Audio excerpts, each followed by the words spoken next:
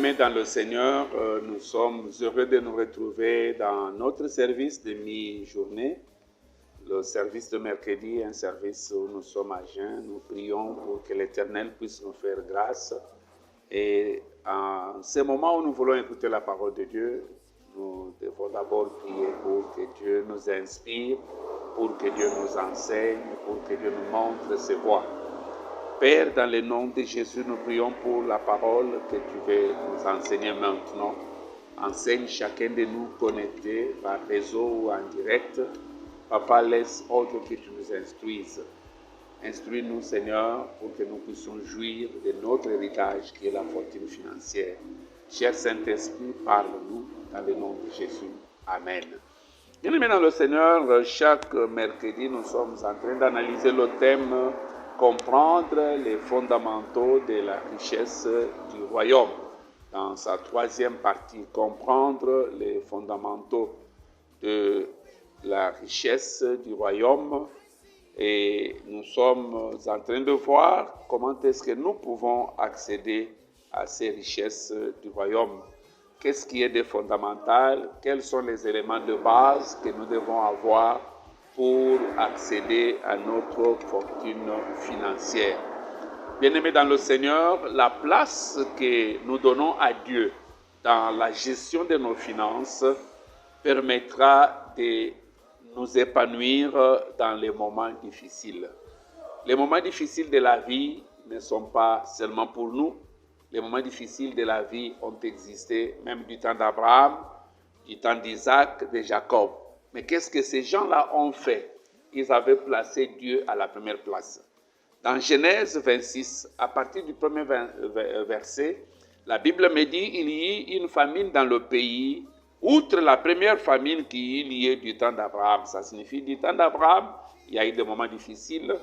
Du temps d'Isaac, voilà, il y a eu aussi des moments difficiles. Et Isaac voulait fuir le pays. Et Dieu lui dit, l'Éternel, au verset 2, l'Éternel lui a apparu et dit, ne descends pas en Égypte, demeure dans le pays que je te dirai. Si Isaac n'avait pas placé Dieu en première place dans la gestion de ses finances, il n'allait même pas l'écouter, il n'allait même pas l'obéir. Si Isaac a obéi, c'est parce que Dieu était à la première place.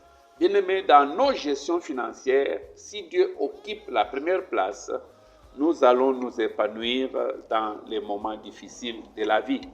Isaac s'est épanoui. Comment? Il est entré en alliance. Dieu lui dit, reste dans ce pays, je vais te bénir. Pourquoi? Parce que la bénédiction n'est pas un problème de pays, mais la bénédiction, c'est un problème de l'alliance que j'ai avec les peuples. Et Isaac est resté, il a découvert l'alliance de Séma et de la moisson. Et la Bible nous dit au verset 12e, cet homme séma dans ce pays et il est recueilli cette année-là. L'année où il y avait la famine, lui, il a recueilli au centuple. Dans ce même moment où il y a des difficultés financières, toi, tu vas alors t'épanouir au centuple. Mais tu dois te connecter à l'alliance, tu dois laisser Dieu à la première place. Ça, c'est ce que nous avons vu avec la veuve de Sarepta. Elle a donné d'abord la première place à Dieu. Quand Élie lui a dit, donne d'abord à moi. Parce que Dieu dit, celui qui vous reçoit me reçoit. Quand tu reçois un homme de Dieu, c'est Dieu que tu as reçu, et surtout si cet homme est envoyé par Dieu. Et lorsque la veuve de Sarepta a laissé la première place à Dieu, la Bible nous dit la farine et l'huile n'ont pas manqué dans sa maison. Rien ne manquera dans ta maison lorsque tu laisses Dieu à la première place dans la gestion financière. Bien-aimés dans le Seigneur, nous ne pouvons pas déclarer que nous aimons Dieu si nos actions ne le démontrent pas. L'amour, tout comme notre attachement à Dieu, est démontré par nos actes, est démontré par nos actions. Les actes que nous posons, les actions que nous faisons, bien-aimés, démontreront si réellement nous aimons Dieu ou nous ne l'aimons pas. Et quand nous continuons à nous occuper de l'avancement du royaume, nous verrons que nous allons prospérer dans des moments difficiles comme le palmier. Le palmier ne sèche pas. Pourquoi le palmier ne sèche pas? Parce que ses racines sont vraiment profondes, arrivent même au niveau de la nappe qui ne manque pas d'eau. Et toi, quand tu es en train de t'occuper de l'avancement du royaume, tu t'occupes avec tes ressources pour que le royaume des cieux puisse aller de l'avant, La Bible nous dit, tu es comme le palmier.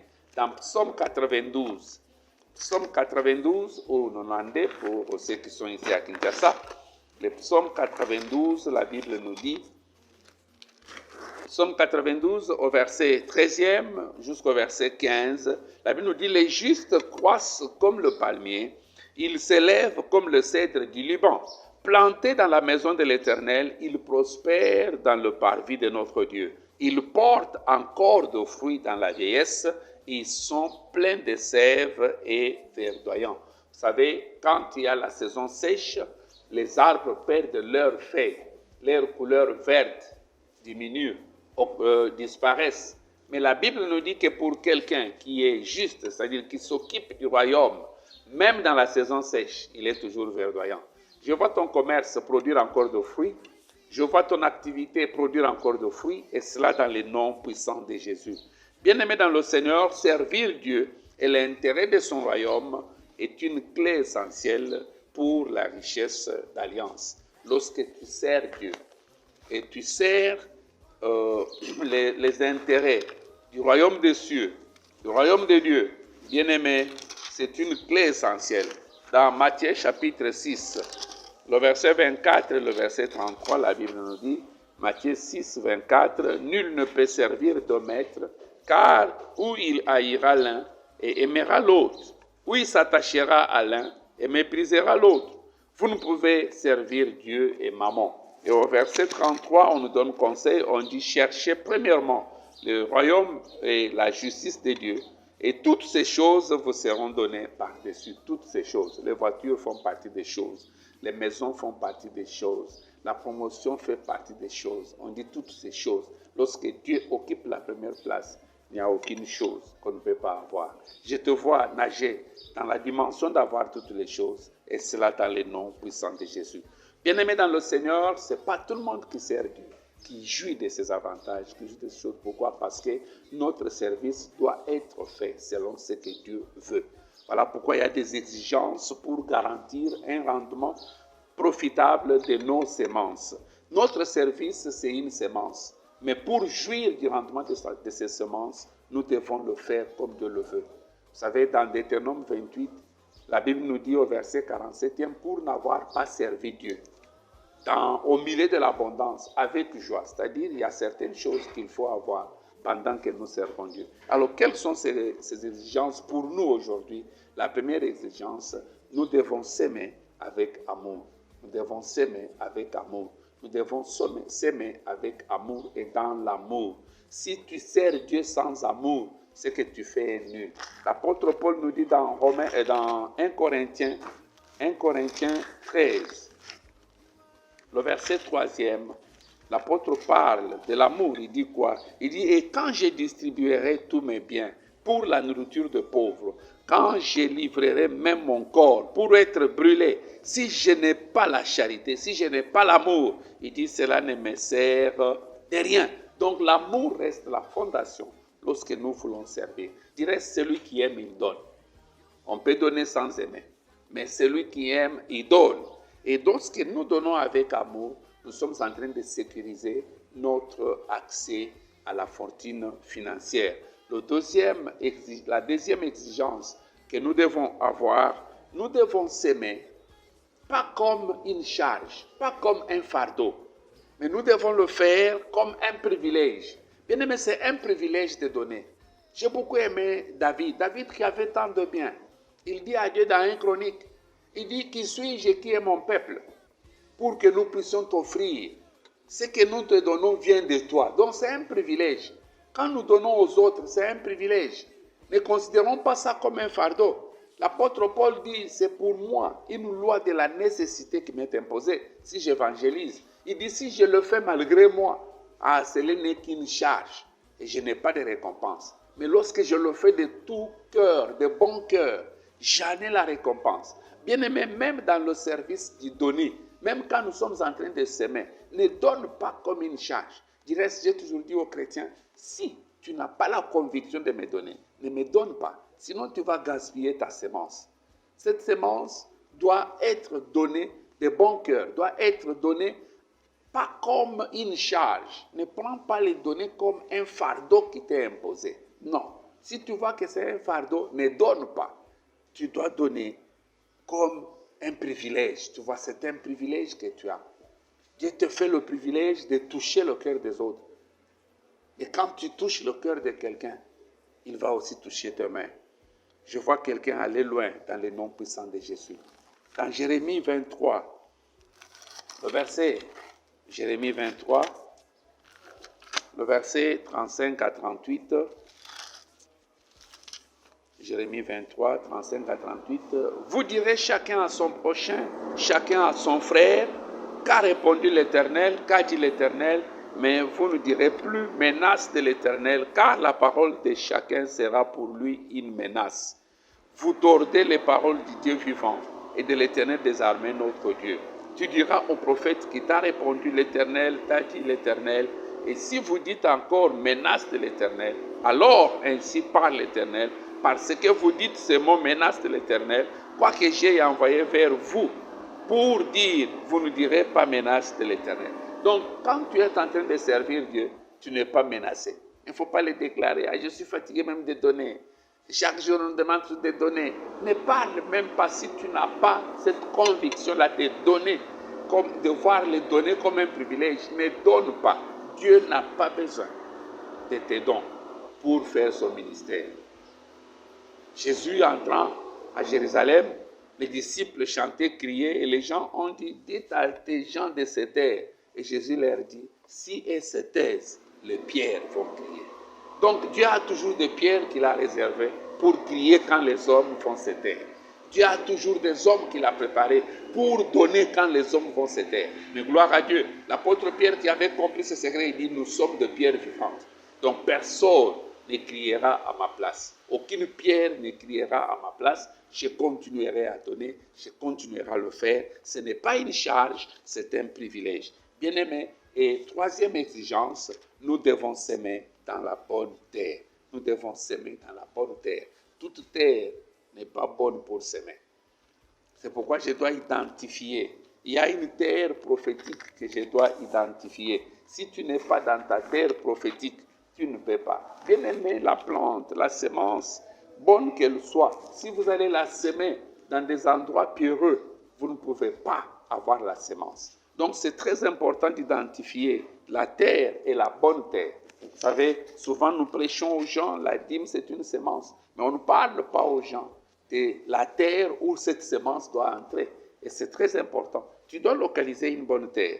Dans Deutéronome 12, le verset 13 et 14, la Bible nous dit, « Garde-toi d'offrir tes holocaustes dans tous les lieux que tu verras, mais tu offriras tes holocaustes au lieu que l'Éternel choisira dans l'une de tes tribus, et c'est là que tu feras tout ce que je t'ordonne. » Il dit, garde-toi d'offrir n'importe où. Vous savez, des fois, je suis surpris de voir au marché quelqu'un qui, après avoir annoncé la bonne nouvelle, et il demande les offrandes de l'équipe au marché.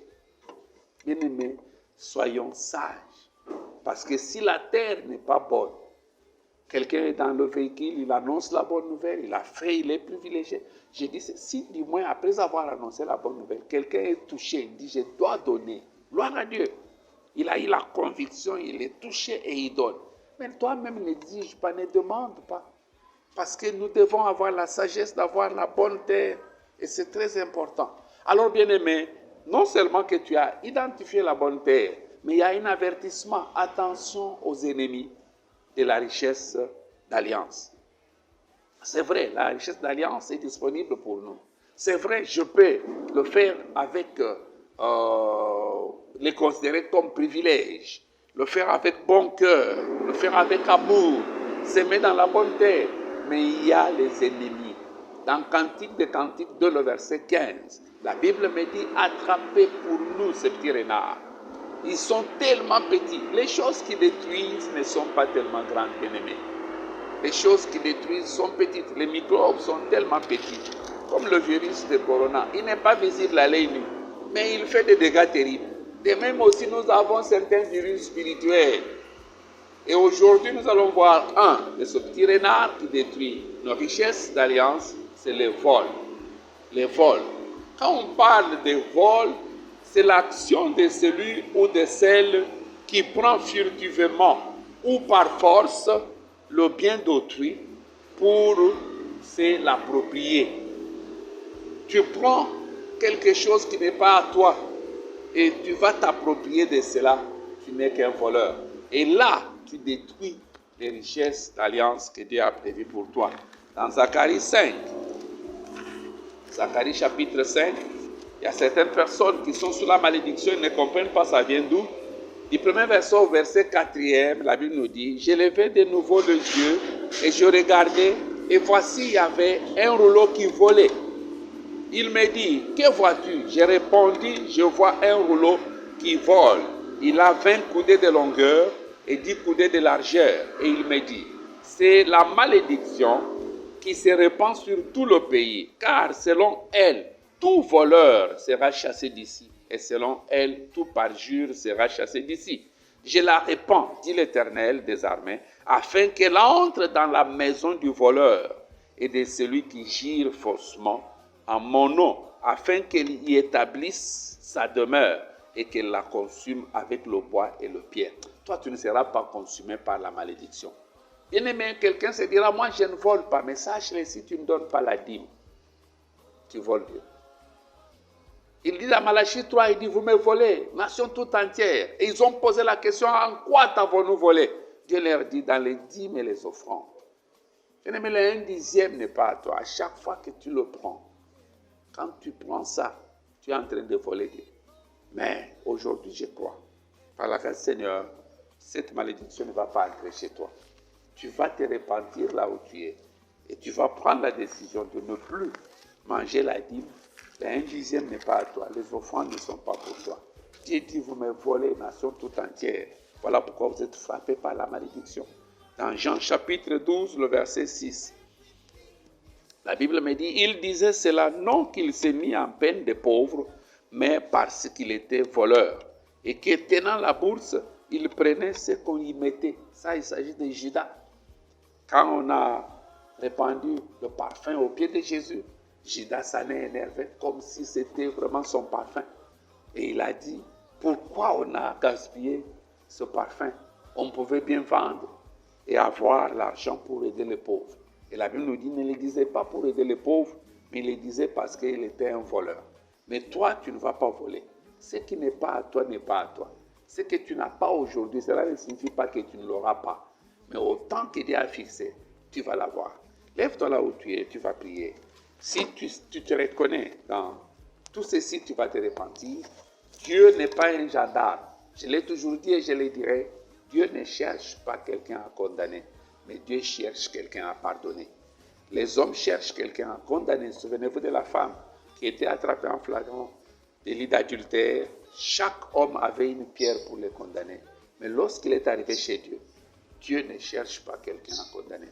Si tu as écouté cette parole, Dieu ne te cherche pas pour te condamner, mais Dieu t'a cherché pour te pardonner. Tu te lèves là où tu es, tu fais la prière. Tu dois prier pour que toi tu accèdes à la fortune financière, que tu puisses donner avec amour, que tu puisses donner, voir les donner comme un privilège et que tu donnes dans la bonne terre et que tu prennes garde à ce que tu ne puisses pas tomber dans le piège de vol. Élève ta voix là où tu es. Père, dans le nom de Jésus, nous nous approchons de ton trône. Tu as dit, approchez-vous du trône de la grâce avec assurance pour être secourus dans tous vos besoins. Le besoin que nous avons, Père, c'est nous repentir devant toi. Te demander pardon pour chaque fois que nous avons eu à te voler, chaque fois que nous ne t'avons pas donné ce qui est à toi, chaque fois que nous n'avons pas donné avec amour, chaque fois que nous n'avons pas vu les donner comme un privilège, et chaque fois que nous n'avons pas donné dans la bonne terre. Pardonne-nous, Père. Nous revenons à toi, comme cet enfant prodigue qui est revenu en disant, j'ai retourné vers mon Père. Nous sommes retournés aujourd'hui, Père, pour te demander pardon. Pardonne-nous, notre Dieu.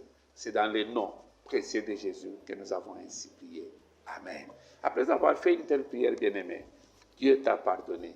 Mais il y en a d'autres qui sont avec nous, d'autres qui m'ont suivi, que ce soit sur les réseaux, mais vous n'avez jamais accepté Jésus comme Seigneur et Sauveur dans votre cœur.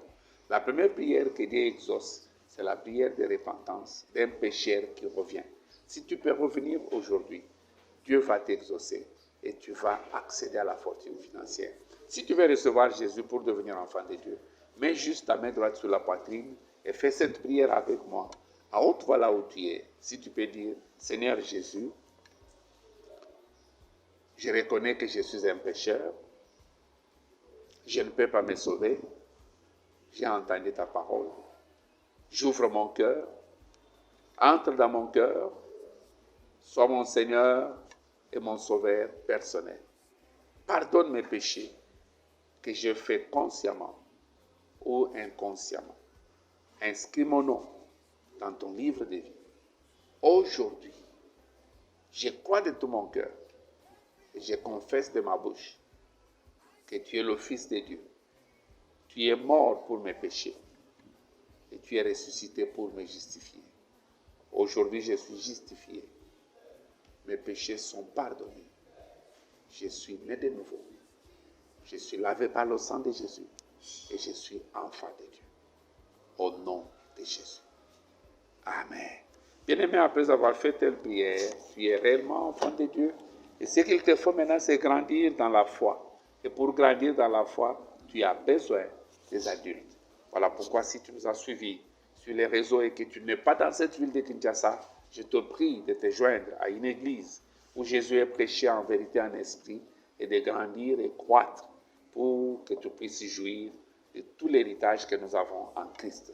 Mais si tu es dans la ville de Kinshasa, bien aimé, dès que les choses seront normalisées, nous t'attendons chaque lundi à partir de 17h, juste un seul lundi, à 16h30 plutôt, pour la classe fondamentale.